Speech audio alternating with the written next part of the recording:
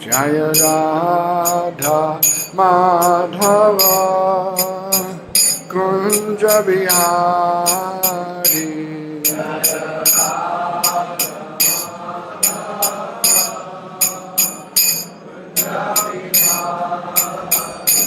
Jaya Gopi Jana Vallabha Girivardhari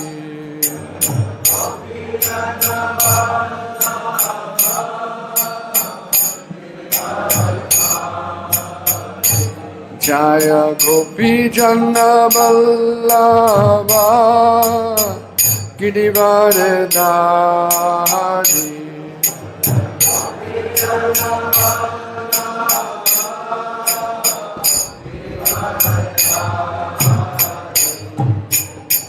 Jasoda Nandana Rajajana Ranjana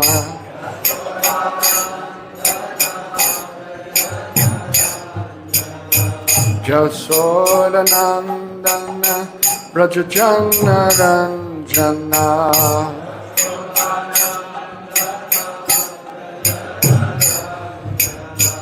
Jamuna Tira Vanachari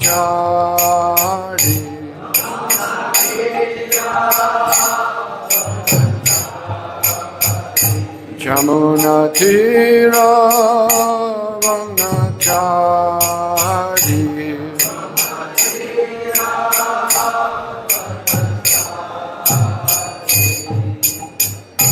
Jaya Radha Madhava Kunja Bihari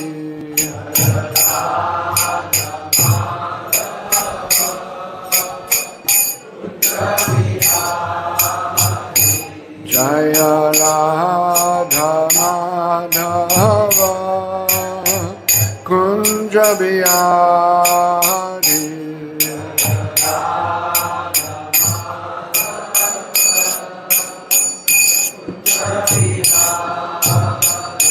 Jaya Gopi Jana Vallabha Girivardhari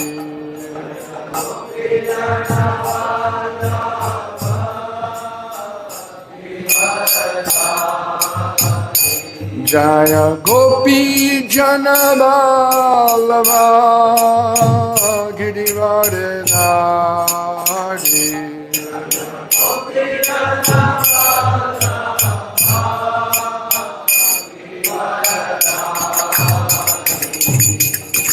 Jasoda Nandana Rajajana Ranjana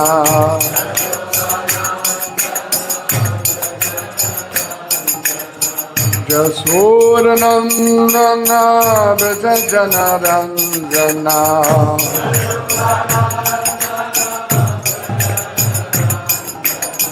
Jamuna Tira Vanachari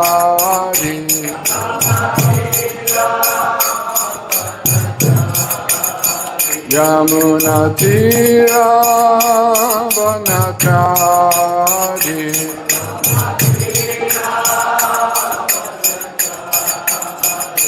Jaya Radha Madhava Kunja Bihari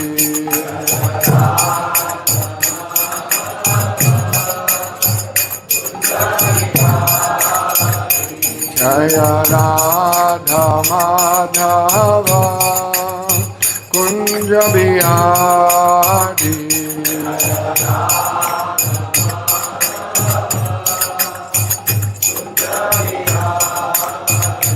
Jaya Gopi Jana Vallabha Girivardhari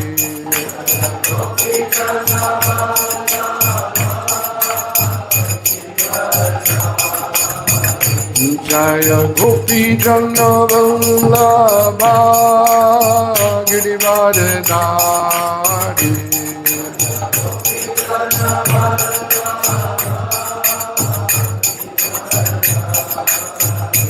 Jaya Radha Madhava Kunda Bihari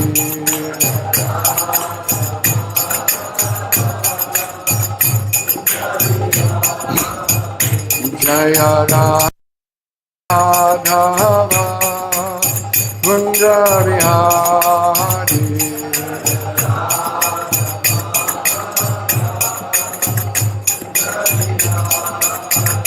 Jaya Radha Madhava Kunja Bihari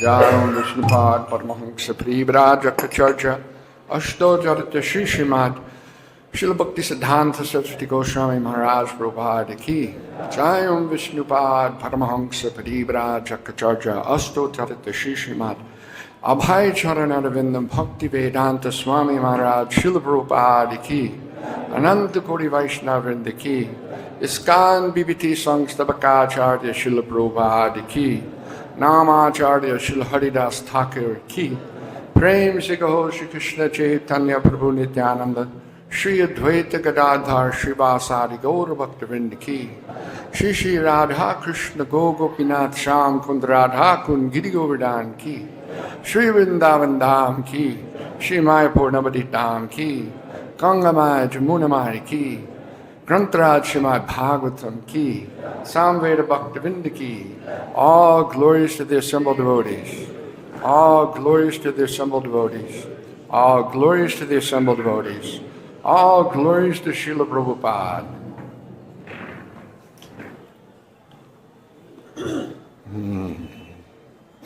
Reading from Srimad Bhagavatam, the 10th canto, chapter 77, entitled Lord Krishna Slays Salva, text number 10.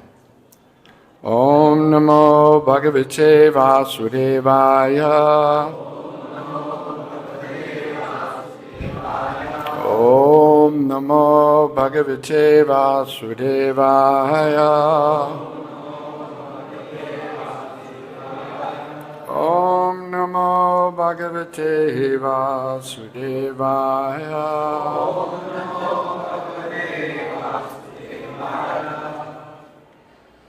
Pratam Prapaya Me Sutta. Ratang Prapaya Me Sutta Shalvasyantikam Ashuvai Shalvasyantikam Ashuvai Sabhramaste na kartavyo Sambramaste na kartavyo Maya Vishobha Radhayam Maya Vishobha Radhayam Ratam Prapaya Me Sutta Shalvasyanti Kamashtivai Brahmaste na kartavyo Mayavi Sobharadhayam Ratam Prapaya Me Sutta Shalvasyanti Kamyashudvai Sambramaste na kartavyo Maya Vishobharadayam Ratam Prapaya Me Sutta Salvasyanti Kamashnuai Sambramaste na kartavyo Maya Vishobharadhayam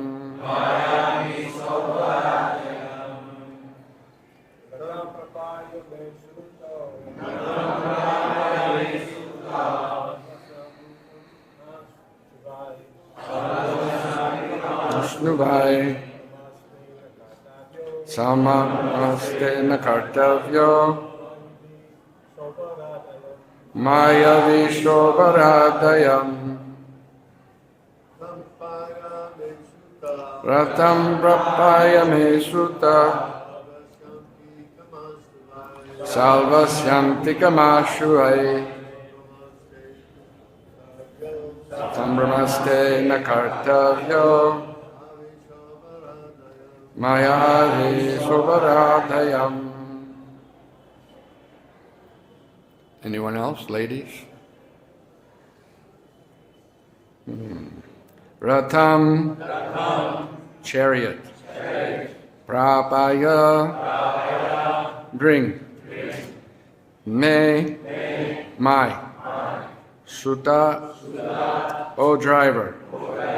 Shalvasya, of Shalva. Antikam, into the proximity. Ashu, quickly. Vai, indeed. Sambramaha, bewilderment. Te, by you. Nakartavyaha, should not be experienced. Mayavi, a great magician. Shobharat, Lord of Shobha. I am this. Translation. Lord Krishna said, O driver, quickly take my chariot near Shalva. This Lord of Shobha is a powerful magician. Don't let him bewilder you. So this here, before we get to a purport, I'll just read through them. Text number 11. Thus ordered, Daruka took command of the Lord's chariot and drove forth. As the chariot entered the battlefield, everyone there, both friend and foe, caught sight of the emblem of Garuda. When Shalva, the master of a decimated army, saw Lord Krishna approaching, he hurled his spear at the Lord's charioteer. The spear roared frighteningly as it flew across the battlefield. Shalva's hurling spear lit up the sky like a mighty meteor. But Lord Shori tore the great weapon into hundreds of pieces with his arrows. Text 14. Lord Krishna then pierced Shalva with 16 arrows and struck the Shobha airship with a deluge of arrows as it darted about the sky. Firing his arrows, the Lord appeared like the sun, flooding the heavens with rays. 15.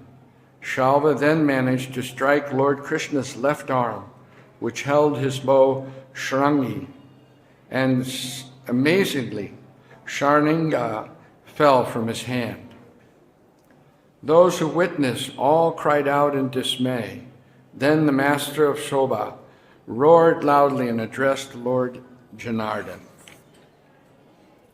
Text 18. Shalva said, You fool, because in your presence you kidnapped the bride of our friend Shishupal, your own cousin, and because you later murdered him in the sacred assembly while he was inattentive.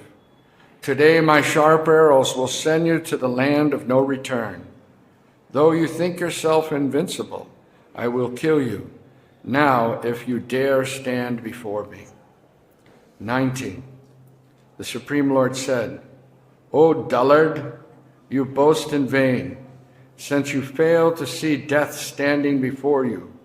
Real heroes do not talk much, but rather show their prowess in action.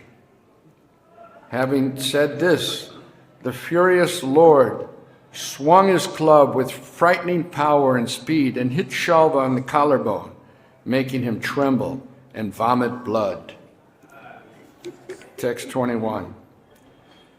But as soon as Lord Achyuta withdrew his club, Shalva disappeared from sight. And a moment later, a man approached the Lord, bowing his head down to him, and announced, "Devaki has sent me," and sobbing, spoke the following words. The man said, "O Krishna, Krishna, mighty-armed one, who are so affectionate to your parents, Shalva has seized your father and taken him away as a butcher leads an animal to slaughter." Text 23. When he heard this disturbing news, Lord Krishna, who was playing the role of a mortal man, showed sorrow and compassion, and out of love for his parents, he spoke the following words like an ordinary conditioned soul. Lord Krishna said, "Balaram is ever vigilant, and no demigod or demon can defeat him. So how could this insignificant Shalva defeat and abduct my father? Indeed, fate is all-powerful." After Govinda spoke these words, the master of Sobha again appeared, apparently leading Vasudeva before the Lord. Shalva then spoke as follows. Text 26. Shalva said, "Here is your father who begot you, and for whose sake you are living in this world. I shall now kill him before your very eyes. Save him if you can, weakling." Text 26. After he had mocked the Lord in this way, the magician Shalva appeared to cut off Vasudeva's head with his sword. Taking the head with him, he entered the Shobha vehicle, which was hovering in the sky. Text 28. By nature, Lord Krishna is full in knowledge, and he possesses unlimited powers of perception. Yet for a moment, out of great affection for his loved ones, he remained absorbed in the mood of an ordinary human being. He soon recalled, however, that this was all a demoniac illusion engineered by Maya Dhavana and employed by Shalva. Text number 29. Now alert to the actual situation, Lord Achyuta saw before him on the battlefield neither the messenger nor his father's body. It was if, as he had awakened from a dream, seeing his enemy flying above him in the Shobha plain, the Lord then prepared to kill him. Text 30. Such is the account given by some sages, O wise king, but those who speak in this illogical way are contradicting themselves, having forgotten their own previous statements. Purport. If someone thinks that Lord Krishna was actually bewildered by Shalva's magic and that the Lord was subjected to ordinary mundane lamentation, such an opinion is illogical and contradictory, since it is well known that Lord Krishna is the Supreme Personality of Godhead, transcendental and absolute. This will be further explained in the following verses.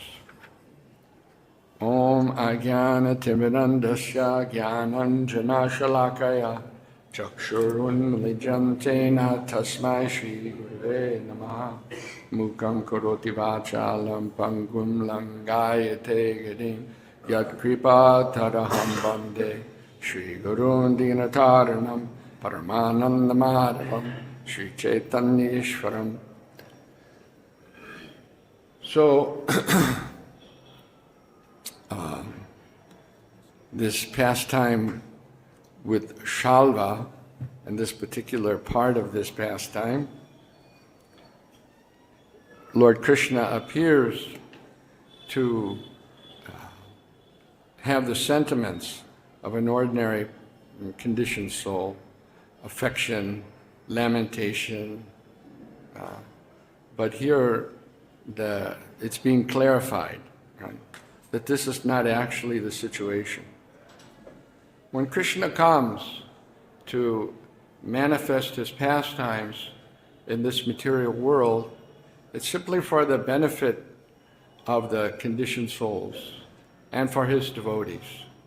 The devotees take great pleasure in the Lord when he performs his pastimes. And he performs many wonderful pastimes. like lifting the Govardhan hill and keeping it on his fingertip for 7 days. No ordinary person could do that, right? So although the verse says that he was lamenting and he was feeling, upset that his father was killed, actually it was a drama. Even Queen Kunti, she mentions that Maya Javanik Akshanam Agyad Hokshujam Aviyam the Lakshase Mudadrita Nato Natya Daroyataha. That the Lord, he comes and he's like an expert actor. He performs this drama of being, sometimes he acts like an ordinary person. If there's a really good actor, the actor absorbs himself in the part. Not many actors are like that. They're kind of just so-called heroes, right? Action guys. But some actors really get into the part, and they absorb themselves in the mood of that person that they're acting, right? So of course, Lord Krishna is great at everything, and he's great at acting too. And he absorbed himself. But at the same time, he's always the Supreme Personality of Godhead. Now, that verse by Queen Kunti in the 8th chapter of the 1st canto of the Bhagavatam, I think it really encapsulates and captures what we need to hear in terms of this particular part of Srimad Bhagavatam. So if you don't mind, I'll read from that verse, then purport. Is that okay?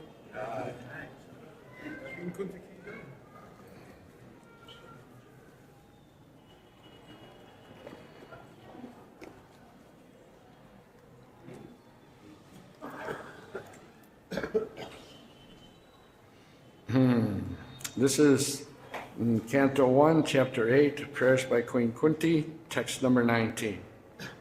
Maya javanik akshanam agyad hokshajamaviyam nalakshase mudhadrisha nato natyadaro yataha.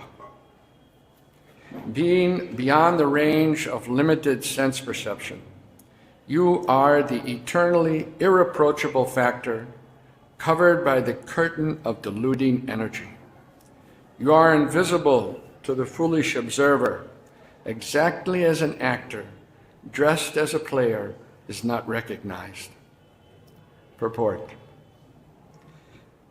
In the Bhagavad Gita, Lord Krishna affirms that less intelligent persons mistake him to be an ordinary man like us, and thus they deride him. The same is confirmed herein by Queen Kunti. The less intelligent persons are those who rebel against the authority of the Lord. Such persons are known as asuras. The asuras cannot recognize the Lord's authority. When the Lord himself appears amongst us as Ram, Nrsimha, Varaha, or his original form as Krishna, he performs many wonderful acts which are humanly impossible. As we shall find in the 10th canto of this great literature, Lord Krishna exhibited his humanly impossible activities even from the days of his lying on the lap of his mother. He killed the Putana witch, although she smeared her breast with poison just to kill the Lord. The Lord sucked her breast like a natural baby, and he sucked out her very life also.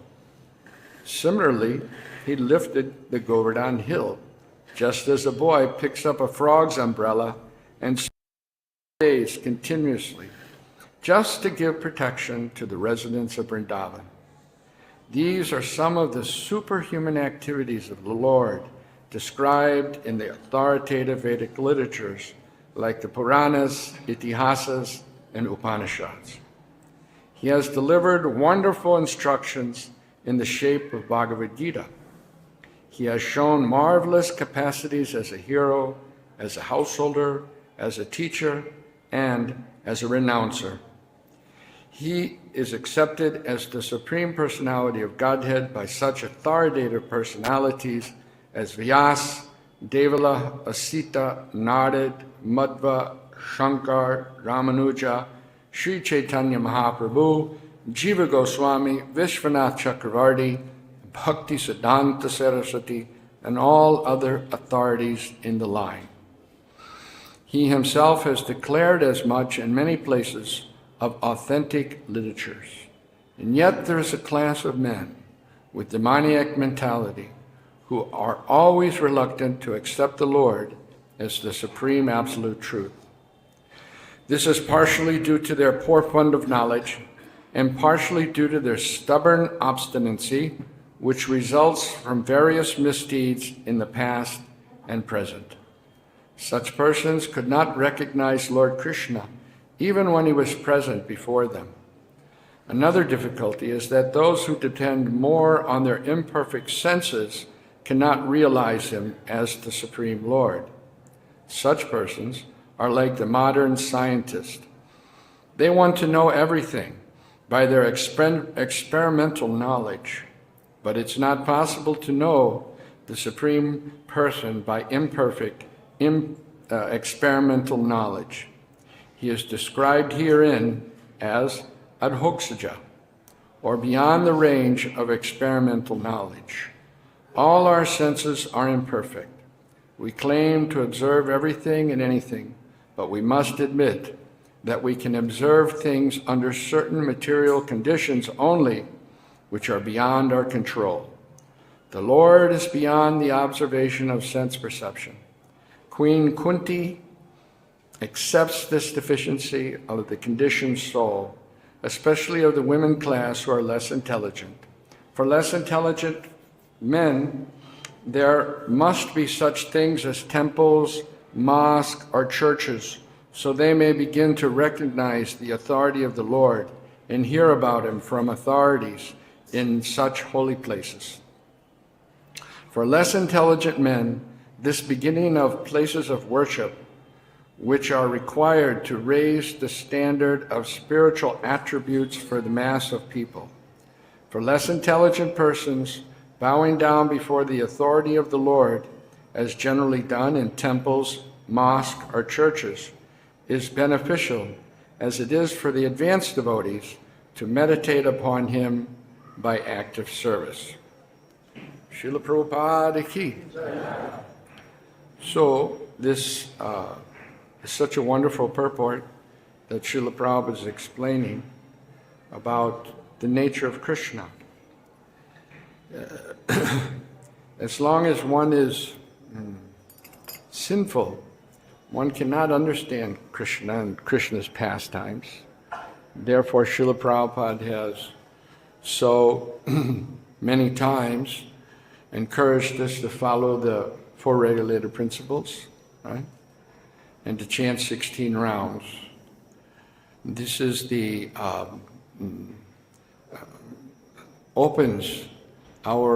it purifies our consciousness so that we can understand Krishna. Otherwise, it's not possible. Here, Prabhupada mentions in the purport that even when he was manifest here, many people didn't understand who he was, right? They had different conceptions of him. When he came into the arena, Kamsa's wrestling arena, different people in the audience saw him in different ways, right? And it's only the devotees of the Lord, as he states in Bhaktya Mam Abhijananti, you can only know me by bhakti. So this performance of bhakti is so important. And Srila Prabhupada made this temple so that people have an opportunity to perform bhakti in the holy Dham. Right? Deity worship, kirtan, chanting, right? Hearing classes about Krishna. This is all there to enhance bhakti. It's the process by which we can come to bhakti and therefore actually understand Krishna. Srila Prabhupada says that as we're working for Krishna, cooking, right? Cooking for Krishna. You know, there used to be cooks in ISKCON that would try to learn how to make the preps that Krishna liked the most, right? And they would spend time learning this, like Purva Prabhu. And he learned from Prabhupada's godbrother, Anand. He spent 6 months here in India, 3 months, learning the different preps that Krishna would like. Right? So this is mentioned in the purport, active service for the pleasure of Krishna. We're performing so many activities, right? And trying to please Krishna with those activities. That goes on in this lifetime. And then Prabhupada says, you leave this body and you continue those activities in the spiritual world, trying to please Krishna by cooking, so many other things. Mother Yashoda, when she was there with Krishna, the reason why she put Krishna down, even though she was feeding him, was that she had milk on the stove and it was boiling over. And she had spent so much time picking the best milk, the sweetest milk from the... So that's why she was so concerned that, oh, this milk is flowing over and I'm trying to make sweets for Lord Krishna. So that opportunity, that same opportunity of rendering service to Krishna is there for us. Even though we don't have so many past pious credits, even though we don't have so many qualifications, Srila Prabhupada said that I am your qualification. Right? It kind of reminds me when I was a kid. We didn't have so much money, so there'd be a bunch of us and we wanted to go to the movies, right? So one kid would pay the ticket and then he would go inside and he'd open up the exit and then we'd rush in and try not to get caught by the usher and sit down and watch the movie. And that kind of reminds me of what Srila Prabhupada did for us. He paid the ticket, right? He had the pure bhakti, right? And he's opened up the door for us, even though we're not so qualified, we're not, right? All we have to do is avoid the usher. And the usher is like Maya. Right? She's, she wants to kick us out, right? So he's given us a very powerful way to avoid the usher, to avoid being kicked out, to avoid Mayas.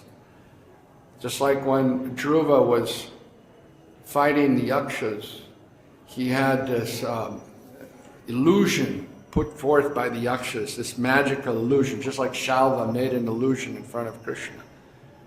And then, there was blood raining down and dead bodies. But Dhruva had this weapon. It's called the Narayanastra. And as soon as Dhruva placed that in the bow, the illusion disappeared. And he could see the Yakshas and he began killing them. So Prabhupada mentions in the purport that we've also been given a very powerful weapon, right?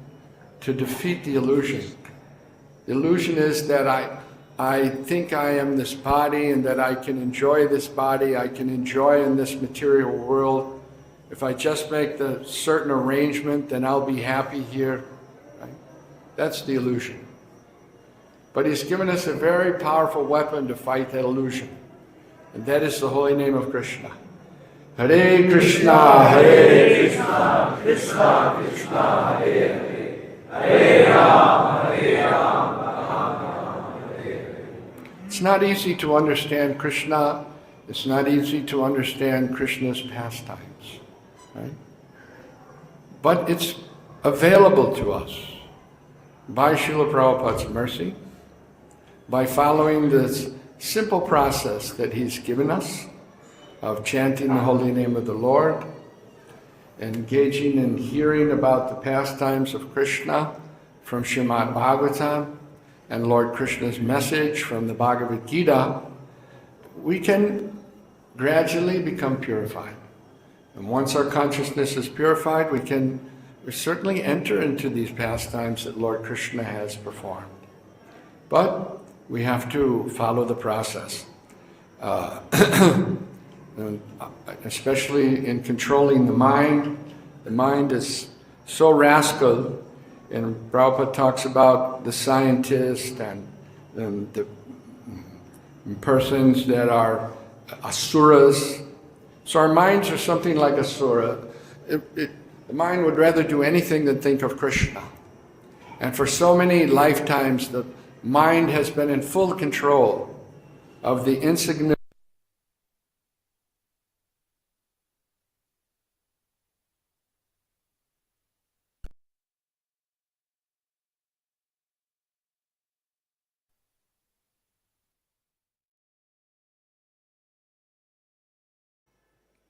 grip.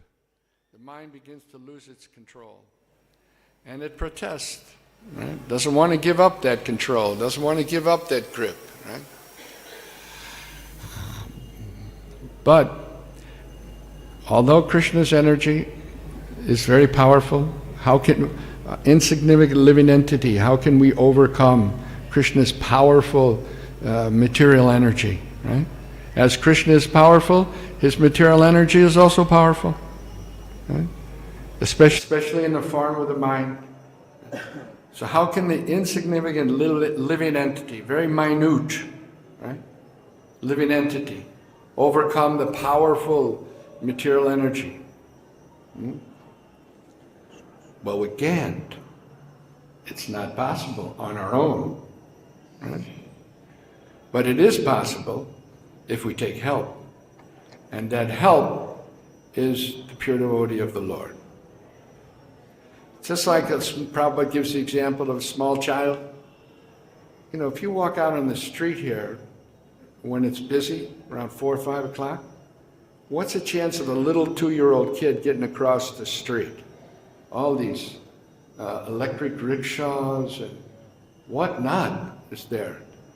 You know, I'm 6 foot something and a few pounds, maybe a few pounds overweight also, but it was tough out there for me, you know, to get across the street.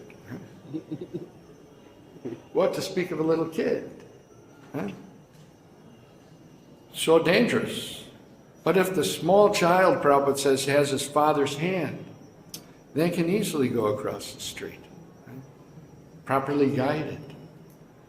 So that association with Srila Prabhupada and Srila Prabhupada's movement, Srila Prabhupada's devotees, Srila Prabhupada's followers, it's just like having the hand of your father crossing that dangerous intersection.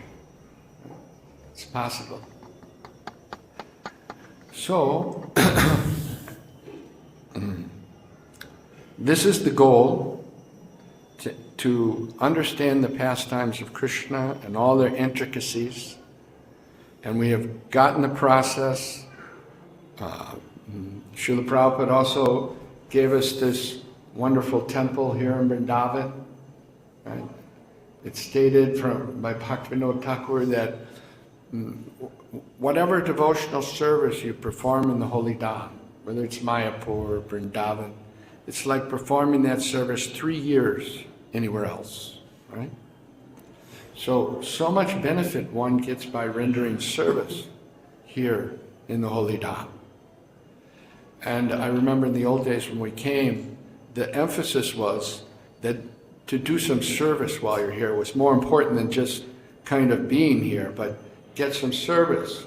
And the devotees would, in the old days, of course there wasn't so many devotees as there are now, but they would try to serve out the prasadam or, you know, get some active service to do while they're here in the Holy Dham, so they can get the full benefit of being in the Dham,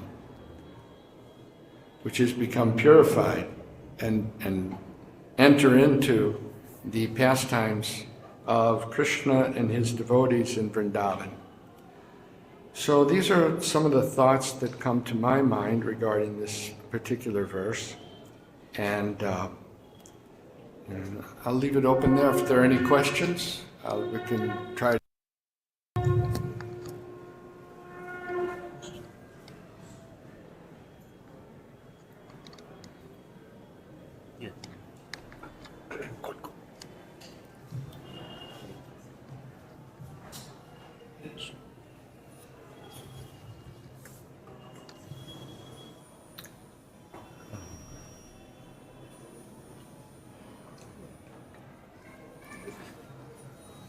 You mentioned the word rascals, and that's something Prabhupada always, he uses those two, fools and rascals. And in the verse you read, it's the one that's up there in the purport to 1:8:19. Prabhupada says, and yet, so after giving a whole description of, these are the people that accept Krishna as the Supreme Personality of Godhead. And yet, there is a class of men with demonic mentality who are always reluctant to accept the Lord as the Supreme Absolute Truth. This is partially due to their poor fund of knowledge. So there's the fools, and then here's the rascal side. So this is partially due to their poor fund of knowledge, and partially due to their stubborn obstinacy, which results from various misdeeds in the past and present. So there's a description of a rascal. Yeah, the word that he, from the verse is agya. Agya. Their mudha. And Prabhupada mentions that this word mudha is in the Bhagavad Gita and many other places also. Right? They're foolish persons.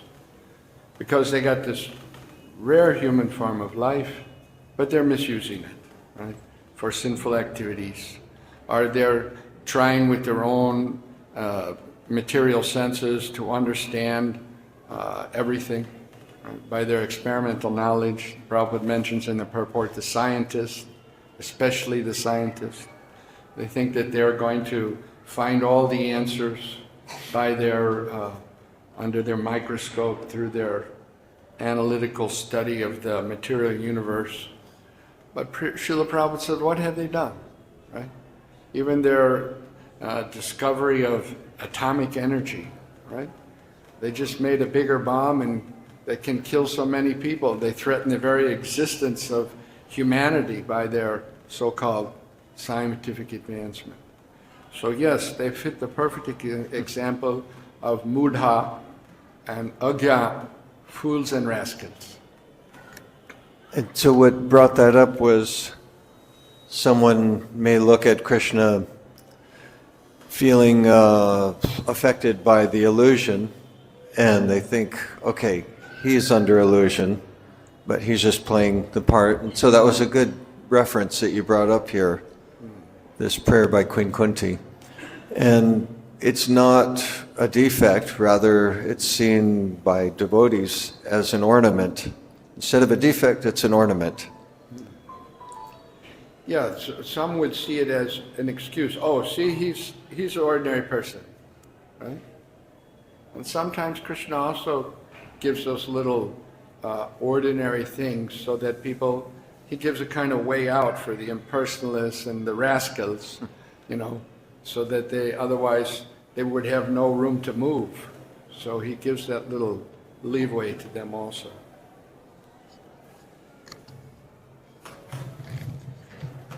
Thank you, Bhima Prabhu, for a wonderful presentation. It's not just this pastime that is Leela. All material creation is Leela. And that's stated by Shukadeva Goswami, the celebrated speaker of the Bhagavatam. A lot of people know Queen Kunti's prayers, but they don't know Shukadeva Goswami's prayers. That's the 4th chapter of Canto number 2. So he starts out, he says, Namak Parasmai Purushaya Bhuyase, said Udbhavastana Nirodha Leelaya. So the creation, maintenance, and destruction of the material world is Krishna's Leela. Sometimes we can't fathom that because I'm suffering, my suffering is Leela. But the whole thing is Krishna's Leela, the creation, maintenance, and destruction. Now, getting back to your point that you made on your first comment, sometimes we're bewildered because we meet people who seem to know the Vedas. I'll give you an example. I was at a Rath Yatra in San Diego, no, not San Diego, Laguna Beach, many years ago when Mahavishnu Swami was still alive, not the American, British Mahavishnu, but the Indian Mahavishnu who has now passed away. So he was there. So I was doing a book table and some Indian guy came up to me and he said, just by way of introduction, I know the entire Bhagavad Gita. So I know a few Gita shlokas, so I tested him and sure enough, he knew. And then his next thing was, I'm going to memorize all 18,000 shlokas of Srimad Bhagavatam. So I was very impressed. So I went to Maharaj, you see that guy? he knows the entire Bhagavad Gita. So Maharaj looked him over. He said, where's the bead bag? I don't see any bead bag. What? So that's the point. There are people still in India who know the Vedic literature inside out, but they don't worship Krishna. So what is the use?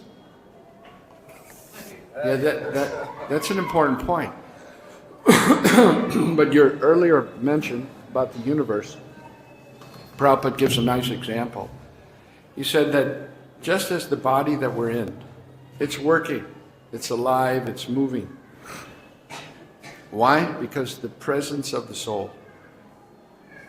We're there as the eternal spirit soul, and therefore this body is performing so many things. You get a cut, it miraculously cures. Right? In the same way, this whole magnificent universe and all its complexity and its beauty is existing because of the presence of the Supreme Lord. He's there, he's entered into it, and every atom, right? And in everyone's heart, and therefore the universe is happening and is working. So I thought that was an important point. And the other point you made is very, very, very pertinent for us to remember. Srila Prabhupada talks about our line, right? We really must be careful to stay in that line, right? We don't want to wander from that line. These are, Srila Bhaktivinoda Thakur, all the acharyas from our line. And as Prabhu mentioned, somebody may know all the Bhagavad Gita, maybe endeavoring to learn the 18,000 verses from Srimad Bhagavatam. But if he's not in our line, be careful. Because he can lead you astray.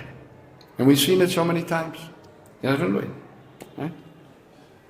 So be careful. Stay. Prabhupada said, don't go here and there. Right? My test is this. Once there was a devotee. He was living in Govardhan. He was doing, Madhukari, house to house, and he was listening to one Babaji who knew the nectar of devotion, all the verses so perfectly, very sweet lectures, of course in Bengali.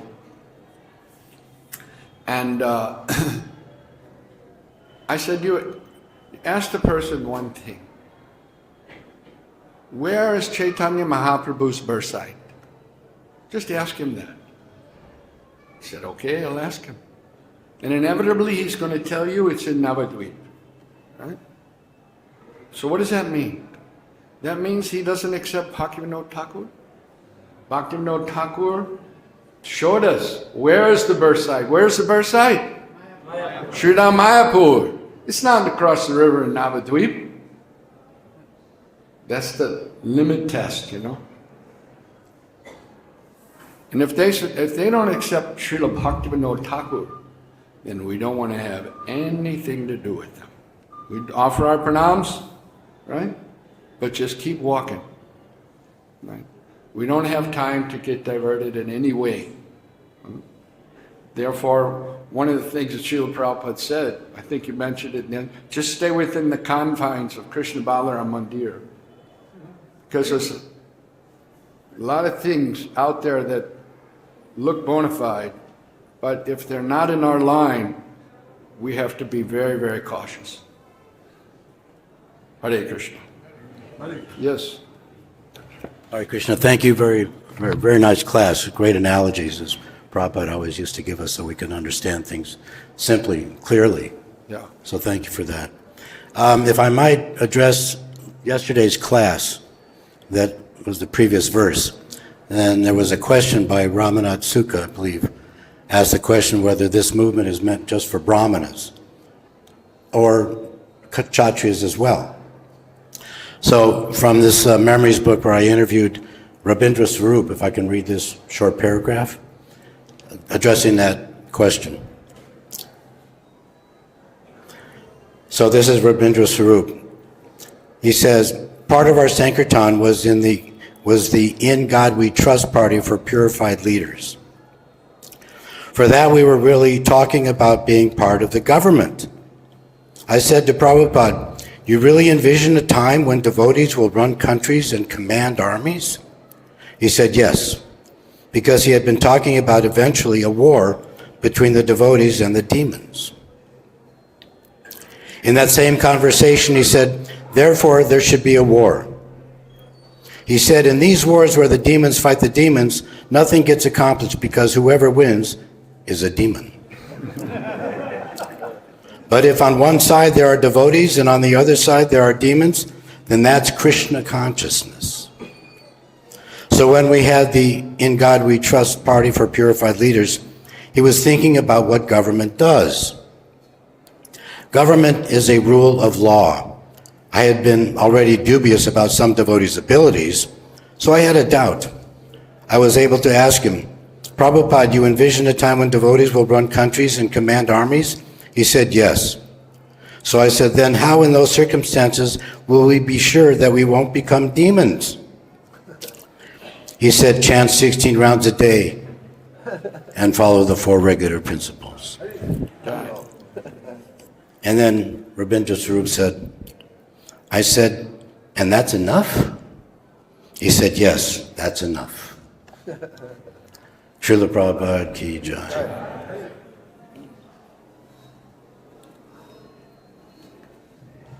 Any other questions, comments? Mike? Hare Krishna, Krishna Krishna, Hare Hare, Hare Ram, Ram Ram, Hare Hare Krishna. You were mentioning how I had said in the other day in class, Prabhupada said all the tirthas, holy places, are in the courtyard of Krishna Balaram Mandir. And I was looking at it from a different angle just now. Some of us are so old, we can't travel here and there. So Prabhupada, he literally condensed everything, put it right here. You come here, everything else is taken care of. He's brought everyone here. Lord Chaitanya is here, Krishna Balaram is here, Radha Shyamasundar is here, all the tirthas are here, Govardhan is here. So he's made it very easy for his elderly disciples at this point to take darshan everywhere just by coming to Krishna Balaram Mandir. Yeah. He says in the Bhagavatam that previously this was an empty plot of land. There was nothing here. But by the desire of a devotee and the fulfillment of that desire by the Lord, so many people are coming and performing devotional service. And it's just amazing to see over the years how things have developed here. How many people are coming? In the old days, you couldn't get the rickshaw to come out here because it was out of town, it was far away. There's so many people coming to the temple. It's just amazing. But Srila Prabhupada could see that. He had the vision. He could see the future. And he knew what was going to happen. And he could see the future for all of us too. And it's very bright if we just stick to what was read in the book, 16 rounds and the 4 regulator principles. Then the future for us is also very, very bright.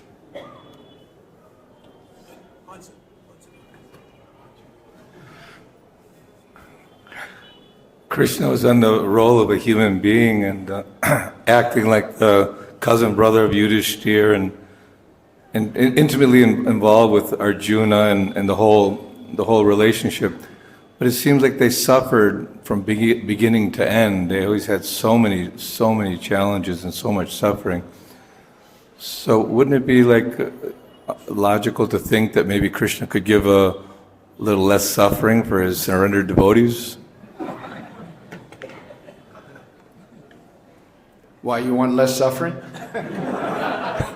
I'm not a devotee. Can I ask you what are you suffering anyway? You don't look like you're suffering. Good Maha. The devotees of the Lord, they don't take it as suffering. They take it as, Krishna's helping them get to the next platform, get to the next level. There's different levels. And in order to get to that next level of devotion to Krishna, he has to, just like a mother very compassionately slaps her kid when he goes to try to touch the fire, right? It's not cruelty, it's required so that the child learns the lesson. You don't touch the fire, right? In the same way, Krishna is so kind that he's trying to teach us. If we find the same thing happening to us again and again, what does it mean? We're not learning, right? We need to absorb that, right? And what is it? We should always be asking, what is it that Krishna wants me to learn by this? How can I come to the next level? Right? The next, pass this test and go on to the next test. So the devotees see it like that Krishna's put me in this situation for my own benefit so that I can become more attached to him and develop more dependency on him. Prabhupada talks about in a family when there's little kids, the child that is most dependent on the parent gets the most attention, the little one, right? So the devotee learns to be dependent on Krishna. In order to learn that dependency, and Krishna puts us in these situations where we really have to, sink or swim, surrender our, that's it. Is that okay? Yeah, but generally in religion you pray for good health and wealth and prosperity for a family and nation. But if the opposite is happening, people might think, well, he's not a very good devotee. How can he possibly be religious? Generally in religions they do pray for that, but the end goal of it is sense gratification. We also may pray for good health and a favorable situation, but why? So that we can serve Krishna. If you don't have good health, you can't serve Krishna. Dhananjaya explained to us, Prabhupada personally told him, it's in this order. Take care of your health, take care of your rounds, and then your service. And basically what we do is, we do some service, then if we try to get our rounds done, and health is in the last order. But if you don't have good health, and now that we're getting older, we can understand that, it's hard to do devotional service. So approaching the Lord, asking for something, it's our intention. What is our intention? Am I pleading with the Lord to give me good health so that I can serve him better? Or I have some other intention? Having a proper intention is what Srila Prabhupada is always trying to guide us to, so that we understand things properly. Is that okay? Thank you. Like they're building this project, the Krishna Balaram Cultural Center. The intention is not for anything but except the service of Krishna. More preaching, more guest facility, more facilities for having classes, they'll have a nice library over there where devotees can go in and read the books, right? It's all in relation to service to Krishna. Oh, okay, sorry. Prasadam. Must be getting close to 9 o'clock. Huh? Just want to share one comment. In Mayapur, when Prabhupada was coming to Mayapur, and on the way he passes the birthplace of Chaitanya Mahaprabhu. So then he didn't get out of the car, but he paid his respects to the Chaitanya Mahaprabhu's birthplace. It's known as Janmasthan.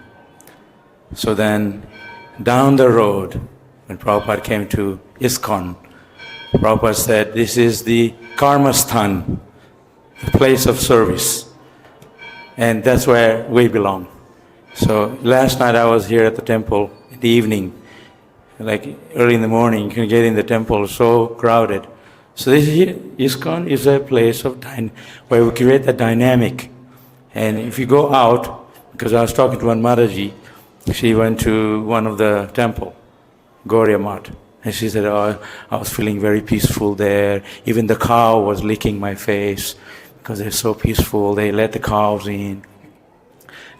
She felt like she was telling me, it's the wrong person to tell me because I'm from ISKCON and Prabhupada. And so I said to her, they may have cow licking in your face and peaceful, but they're not going to have the dynamic preaching spirit that you're going to get in ISKCON. That lively Krishna consciousness, that happiness. And we were not here to just be sitting peacefully. We're here to serve Prabhupada. And that's our mission. And I saw that in our temple yesterday. That in the Sunday Arati, it was packed with people. And I remember in the 70s, people, hardly anyone here. But so this is where action is. This is where the happiness is. So This is where the party is. This is where the party is, yeah. This is where they're dancing. Yeah. Just wanted to say that. Thank you. They come in, they want to dance. They spontaneously want to dance. Because this is where Lord Chaitanya's movement is happening. Srila Prabhupada ki, Sri Chaitanya Mahaprabhu ki, Nitai Gaur Premanande.